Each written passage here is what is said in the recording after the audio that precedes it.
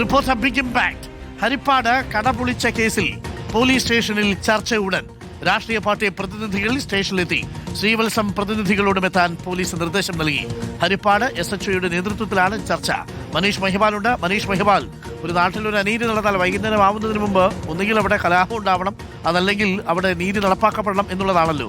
അത് ഹരിപ്പാട്ടുകാരെ കുറിച്ച് പറഞ്ഞതാണെന്ന് തോന്നുന്നു. എന്തായാലും അത് വളരെ പെട്ടെന്ന് തന്നെ നാട്ടുകാർ ഒരുമിക്കുന്നു, പോലീസ് ഇടപെടുന്നു, കാര്യങ്ങൾ വളരെ വേഗത്തിലെത്തുന്നു. അപ്പോൾ നമ്മുടെ ചേട്ടന് നീതി കിട്ടും എന്ന് തോന്നുന്നു അല്ലേ ഈ ഘട്ടത്തിൽ മനീഷ്? അതെ അരുൺകുമാർ, ഇപ്പോഴത്തെ ഹരിപ്പാട് പോലീസ് 2 കേസാണ് രജിസ്റ്റർ ചെയ്തിട്ടുള്ളത്. ഒന്നാമത്തെ കേസ്, ആദ്യത്തെ കേസ് അതായത് ഈ അശോകന്റെ പരാതിയിലാണ്. അശോകന്റെ പരാതിയിൽ ശ്രീവത്സത്തിന്റെ ഉടമയായിട്ടുള്ള രാജേന്ദ്രൻ പിള്ളയെ 1-ാം പ്രതിയാക്കി. ഒപ്പം തന്നെ കണ്ടാലറിയാവുന്ന 5 പേർക്കെതിരെ കേസെടുത്തുകൊണ്ടാണ് ആദ്യത്തെ FIR രജിസ്റ്റർ ചെയ്തിട്ടുള്ളത്. മറ്റൊന്ന്, ഈ കട പൊളിച്ചത്, അതായത് അശോകന്റെ കട പൊളിച്ചപ്പോൾ നഗരസഭയുടെ ഫുട്പാത്തിലെ കൈവരി തകർത്തു എന്നതിലാണ് 2ാമത്തെ കേസ്. ഈ 2ാമത്തെ കേസിൽ നഗരസഭയുടെ കൈവരി തകർത്തു എന്ന കേസിൽ ഈ രാജേന്ദ്രൻ പിള്ളയുടെ കൂട്ടാളി, ഇയാളുടെ ഗുണ്ടയാണെന്നാണ് ഇവിടെയുള്ള ആളുകൾ പറയുന്നത്, ചെറായി ഷാജി എന്ന ഷാഹുൽ ഹമീദിനെ 1-ാം പ്രതിയാക്കിയാണ്. PDPP ആക്ട് അടക്കമുള്ള വകുപ്പുകൾ ചുമത്തിയാണ് ഈ ചെറായി ഷാജിക്കെതിരെ ഇപ്പോൾ ഷാഹുൽ ഹമീദിനെതിരെയും ഹരിപ്പാട് പോലീസ് കേസെടുത്തിരിക്കുന്നത്. ഇപ്പോഴിതാ ഇവിടെ ദൃശ്യങ്ങൾ നമുക്ക് കാണാം. ഹരിപ്പാട് പോലീസ് സ്റ്റേഷനിൽ ഒരു ചർച്ച നടക്കാൻ പോവുകയാണ്. അതായത് ഹരിപ്പാട് പോലീസ് സ്റ്റേഷനിൽ കക്ഷി രാഷ്ട്രീയത്തിന് അതീതമായി ഇവിടെ ആളുകൾ എത്തിയ ശേഷം ഇവിടെ ഈ ശ്രീവത്സം ഗ്രൂപ്പിലെ ആളുകളെ വിളിച്ചു വരുത്തിയിട്ടുണ്ട്. അങ്ങനെ ശ്രീവത്സത്തിന് ആളുകളെ വിളിച്ചു വരുത്തി ഇവിടെ വെച്ച് ചർച്ച നടത്തി പ്രശ്നപരിഹാരം ഉണ്ടാകുമോ എന്നുള്ള കാര്യത്തിൽ തീരുമാനം ആകുമോ എന്നുള്ള കാര്യമാണ് അറിയുക. കാരണം അത്രത്തോളം നീതി നിഷേധം ഉണ്ടായിട്ടുണ്ട്. ഈ വിഷയം നിങ്ങൾ നേരത്തെ അറിഞ്ഞതാണ്. ഇപ്പം ഈ ശ്രീവത്സത്തിന്റെ ആളുകൾ ഇവിടെ എത്തുമോ ചർച്ചയ്ക്ക്? ശ്രീവത്സത്തിന്റെ ചീഫ് മാനേജർ ഉൾപ്പെടെയുള്ള ആളുകൾ ഇപ്പോൾ ഉണ്ട് ഇവിടെ സ്ഥലത്ത്.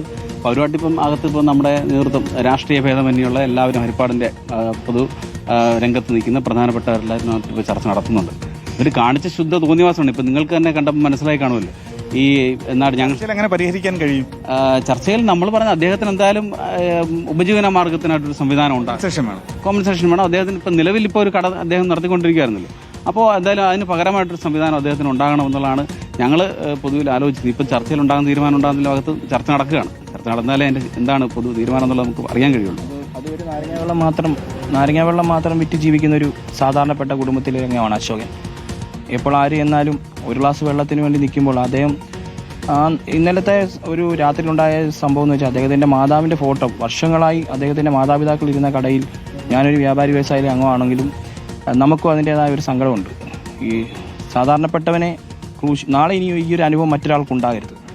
കക്ഷി രാഷ്ട്രീയത്തിന് അതീതമായി DYFI, CPM, ഒപ്പം തന്നെ യൂത്ത് കോൺഗ്രസ്, വ്യാപാരി വ്യവസായി ഏകോപന സമിതി, അങ്ങനെ നിരവധി ആളുകൾ ഇവിടെ ചർച്ചയ്ക്ക് എത്തിയിട്ടുണ്ട്. ശ്രീവത്സം ഗ്രൂപ്പിന്റെ ആളുകൾ എത്തിയിട്ടുണ്ട്. എന്താണെങ്കിൽ ഇവരുടെ ആവശ്യം അശോകന് കോമ്പൻസേഷൻ വേണം, അങ്ങനെ കടയില്ല, കടയ്ക്ക് പകരം മറ്റൊരു കട വേണം, അങ്ങനെയുള്ള ആവശ്യം അംഗീകരിക്കുമെന്നതാണ്. എന്താണെങ്കിലും 2 കേസ് ഹരിപ്പാട് പോലീസ് രജിസ്റ്റർ ചെയ്തു. ഒന്ന് ശ്രീവത്സത്തിന്റെ ഉടമയ്ക്കെതിരെയും ഒപ്പം തന്നെ ശ്രീവത്സത്തിന്റെ കൂട്ടാളിക്കെതിരെയും ഈ കട പൊളിച്ചപ്പോൾ നഗരസഭയുടെ കൈവരി തകർത്തതിന് PDPP ആക്ട് പ്രകാരം കേസെടുത്തിട്ടുണ്ട്.